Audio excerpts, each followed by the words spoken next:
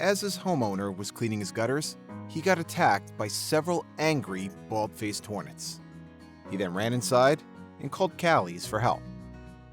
When we inspected the home, we found the hornet's nest tucked underneath the soffit. Bald-faced hornets have white markings on their face and smooth stingers, which means that they can sting an unsuspecting victim over and over again.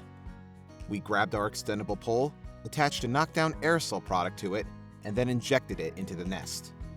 We then waited several moments and treated the nest with a knockdown liquid application.